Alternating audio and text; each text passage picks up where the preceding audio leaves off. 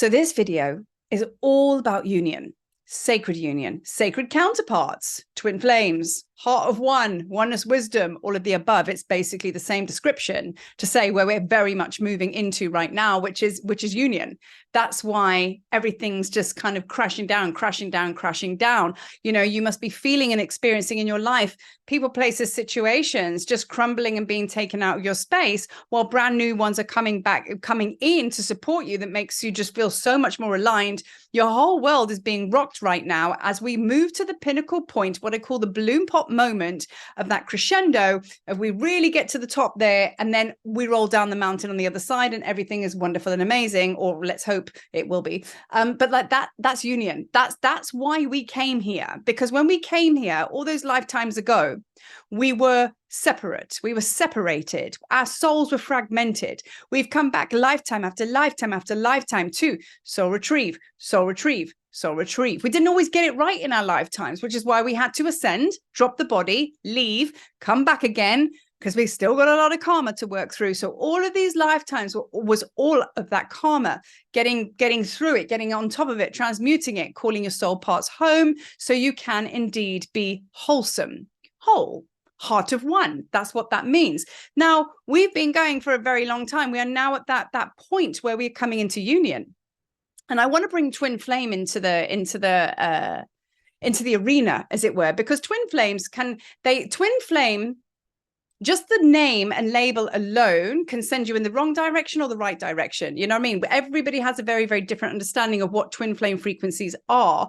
Now, you know, in the beginning, people are like, oh, I'm a twin flame. And it was all glorified and it was a wonderful thing. It's like the worst job. It's the worst job. It's the most painful, intense, confusing, hard job. It's heavy lifting beyond heavy lifting. And I discovered that was my role as a twin flame 8 years ago. I've been married for 23 years. I was living in Zimbabwe for 15 of those years. And me and my husband, or rather I decided to move down to Cape Town. He was supposed to come with me with the kids. Got here, was like, no, I'm going to keep the businesses in Zimbabwe. And he didn't come. And then all of a sudden, out of the blue, 15 years of marriage, we were living in separate countries. And guess what? We have been ever since. And we're living our best lives. But at the time, I spent many years in the pain, the betrayal, the hurt, confusion. And the only reason I fell across twin flames in this understanding is because I thought my marriage was doomed. And I'd looked at everything spiritual that I could work on. I'd been through all the layers. And the only thing that was left on the table was the twin flame frequency thing. And I'd not looked at it. And many people had said, that's what you are. And I was like, yeah, whatever. Eventually, I started to look at it, and I sat down with my husband and I said, this twin flame thing, this may explain as to why we've been going this way for so long. Now we're split. Now, we're still very much together. This is what I want to share with you about the twin flame frequency, or the sacred counterpart relationships. You know, the whole purpose of the twin flame relationship is to squash very, very powerful frequencies that's held within the grid work of humanity. Codependency is one of them. When you have a twin flame counterpart, right, whether you're married to them or you're not married to them, they will reflect back to you your most sorest, stingiest parts. It will be like you just ripped open. You know what I mean? There's relationships that, you know, you have a bit of a headbutt and you don't get on. And then there's a twin flame relationships which annihilate you. And it's just like, and it shatters you into a million pieces. That's the difference. But there's a good reason for that, because you need to be able to look at those soul parts and put them back together again, because essentially what you've been doing is redesigning how the original essence of the soul should have been, you know, which is basically no codependency. Also, as well, this belief system that your soul, that, you know, oh, he or she is the other half of my soul. No, you are a whole lot of whole. You have your own soul. You may hold a unique soul design. So that's like where the energy comes in, where you're really matched, you know, and that's what's pulling you towards each other. Is it divinely orchestrated in the stars? Absolutely. But the purpose of the twin flame relationship is, the physical representation of that is so he or she can trigger you so hectically, as long as you're picking up the lessons, to go through the darkness, go through the darkness. And then bit by bit, you start to realize the answer isn't in him or her. They're reflecting back to you so much pain and trauma and chaos and contrast that eventually you start to travel back to your own heart. And then you start to understand that the beloved that you seek is yourself. Now, if you are still fixated on that person is going to complete you, or that person is the journey, is the mission, then you are indeed in separation, because you're facing yourself, your energy and your point of focus out there. So you are in separation constantly, and you'll never get there. Eventually, you start to pick up the messages, and you start to go through the processes.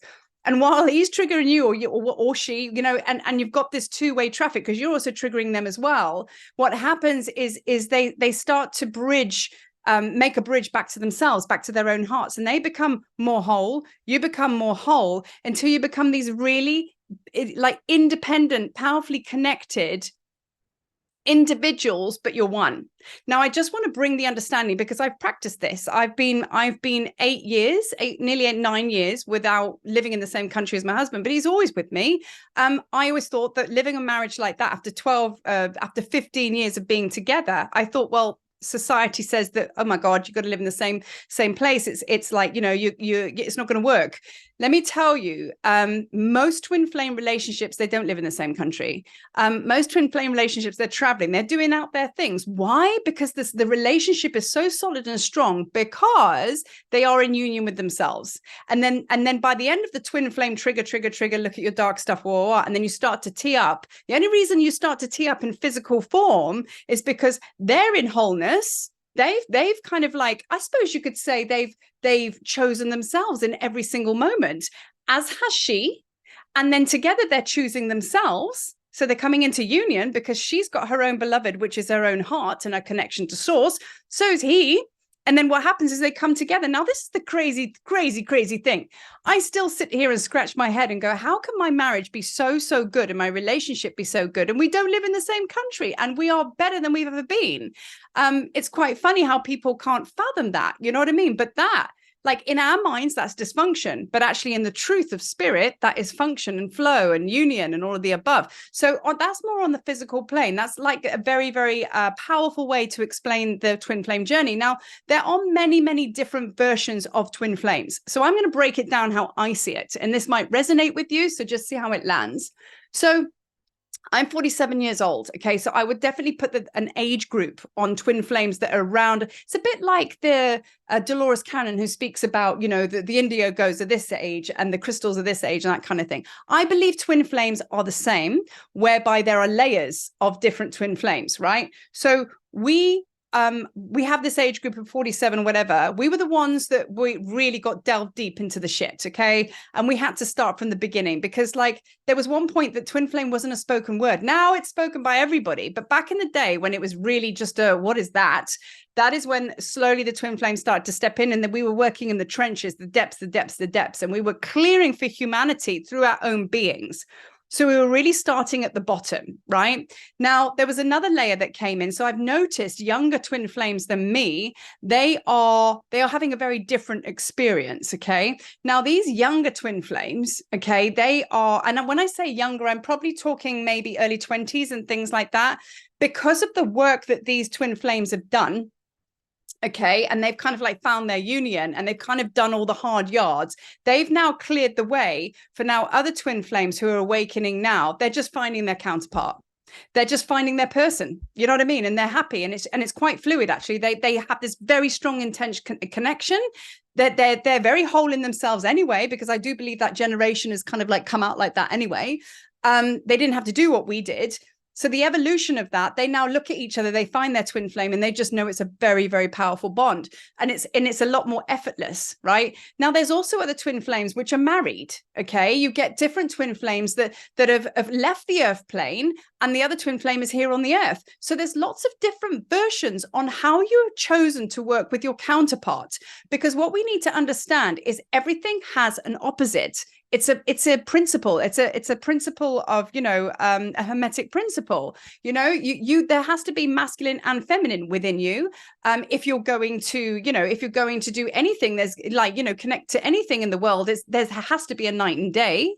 There has to be a hot and cold. There has to be, you know, a sunrise, a sunset. There's this divine balance to it, you know. So there will always be a masculine, feminine property in everything that we do to truly have union and balance. Balance. Now, this is where you will identify with yourself with like, oh, I'm a married twin flame. Most of the married twin flames didn't know that they were twin flames until they really hit a sticky part. That was me. But like either way, it doesn't really matter, because where we stand right now, everyone is a twin flame. This is the thing. In the beginning, I was always very strong when people like, you know, I'm specifically a twin flame. That person, oh, there's something different. And I'm like, but we're all twin flames. If we all hold the divine and masculine, feminine aspects within us, then we have the power and the ability to come into union, every single one of us. Then we're all twin flames. You know what I mean? And we all reflect our energy back to one another. And then if I'm reflecting back to you, heart of one, because I'm all balanced and lovely inside, you're going to benefit from that if you choose it.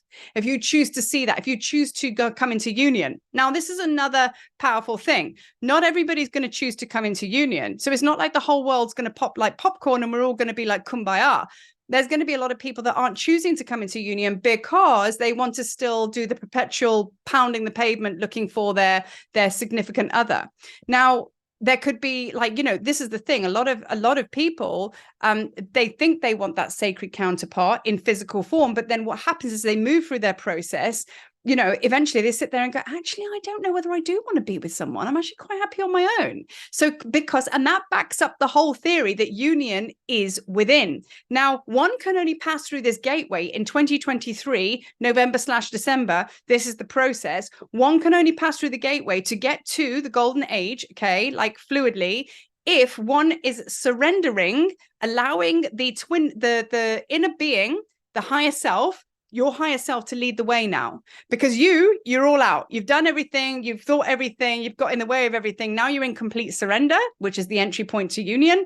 You step back, higher self steps forward. Even that's a merger in itself. Okay. And if that is happening where you're in deep surrender and you're just going with the flow now, then you are indeed coming into union. And the other world, Awen, I spoke about it in one of my videos, like, you know, that the other world is where everybody feasts. It's abundant. You know, nobody gets sick and all the rest of it. That's the New Earth timeline. So you can only gain entry through the door past the bouncers with a VIP ticket if you have indeed chosen to surrender and chosen to allow your higher self to take the wheel. You know what I mean? So that's a process. So you're going to get there. It's just when. So either you're going to get there by just allowing, or if you're resisting, then you're just going to tread water and stay where you are. So if you're having a hard time in your life and you're finding like, oh, I'm not resonating with what Marie's saying and I'm just stuck and this ain't happening, it doesn't matter about the stories. It means you're resisting. Okay, that's all that's happening. You're blocking that surrender process.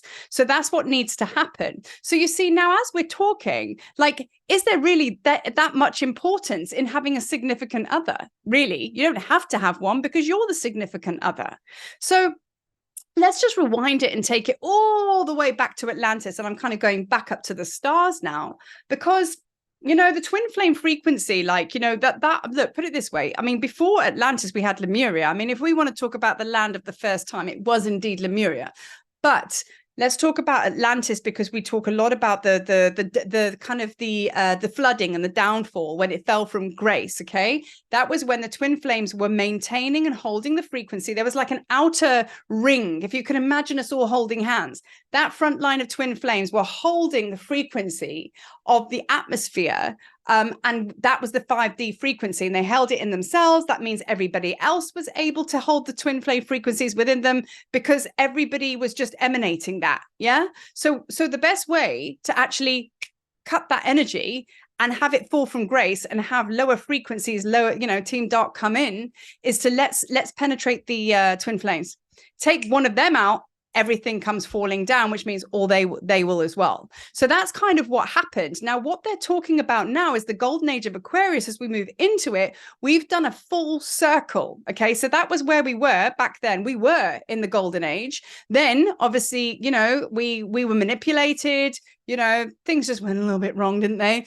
And then we came, and that's how long we have been in darkness, which is why it's so significant. It's so powerful. And this is why you need to be quite gentle and loving towards yourself, because the enormity and the profundity of what's going on right now with, like, you know, where we're moving into, it's massive. This isn't just another cycle. It's the cycle. So we need to celebrate that and honor that, all the work you've done.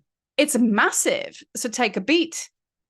recognize yourself, honor your journey. So full circle. So Atlantis falls, full circle. We're now coming back and we're rising. So we dipped and now we're rising again. So this is like really, really powerful. So that process of becoming, coming into one, coming into the heart of one, divine oneness with your beloved, you. That's what we're emanating. That's the union. So that's what happened in Atlantis. We're now in a way kind of returning to New Age Atlantis, if you want to call it like that.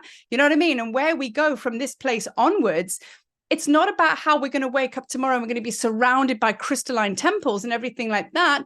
At the end of the day, we're going to wake up tomorrow or whatever, and we're going to be emanating this frequency of union, and the world through your eyes and through your heart, through your eyes, is going to just be magical, amazing, fluid, peaceful. People around you are going to be so aligned. My new affirmation this morning was like, I am now aligning with magical people, doing magical things in magical places. That's it for me. I am team magic. And that comes from coming into that union. You don't want to sweat the small stuff. Things that were quite important to you aren't anymore, because now you just want to be happy. You want to be abundant, you want to be happy, and you want to be loved. And you want to be loved, and you want to be seen, and you want to be hanging out with your starseed family. It's really quite simple. And that's why we've done what we've done. So, and walked and kept going and kept going and kept going. So I do realize not all of us are here yet with that vibe. But like, one thing to leave you on this video now, as we are still navigating the path from separation into oneness, union, when you are stuck, and you feel that what I'm speaking about, you're like, no, I'm not there at all. It's because you are resisting the love. You're resisting what is your birthright. Because you feel unworthy, because you feel like you don't deserve. That might be deeply steeped because you felt like you dropped the ball all those years ago because you were one of those twin flamers holding hands, and you got manipulated and taken out, and then you felt responsible for the downfall of Atlantis somewhere, somehow. That's a very, very big shadow thing for twin flames, actually. The ones that were holding that space, they felt responsible, overly responsible for letting it all go to shit. But that's also what we've had to work through, because where we're going, everyone is one, everybody is on a level, and all is forgiven. So now you have to like open to the love of spirit, because you are spirit. And that's the kind of reckoning. That's the reckoning. That's where we are. So if you are not vibing with that, then you're going to understand why you're vibrating over here and just not having a great time. So as soon as you look, it's a case of just saying, well, how long can you go on like that? You're going to get tired eventually. You know what I mean? So just, yeah, it's inevitable. You're going to go that way anyway. So rather let go or be dragged, So it really is about moving from martyr, victim consciousness, dying for the cause, or choosing master, from martyr to master. And you, my dear, are a master. Each and every one of us are. Each and every one of us is a teacher. Each and every one of us is a twin flame. Each and every one of us is indeed one. That's it, and that's all. So that is my mini masterclass on union. And I thought it was very important to share this now. I mean, really, this is why the Heka codes and the tablets of light tour is now, because it's really starting to gather speed, and it's in this timeline, because there's many things out there which are showing up now. The temples of light are glowing in Egypt and other places that are calling many people to many parts of the world, because they're like, it's time for union now. Come, because that was where we were last united. That's where we felt our connection so strongly to, through the Stargate portal to spirit, as above, so below. So there's a reason why you're being called now to certain places. And that's like the Heka. Heka is magic and medicine. And that is all to do with frequency and vibration and alchemy. This is alchemy. When two become one, that's when they're at their most powerful. And that, my dears, is alchemy. True alchemy of when divine masculine, divine feminine enter into the sacred dance, and then heart of one. How cool is that? Anyway, thank you for watching, as always. And yeah, twin flame union, it's upon us. Peace.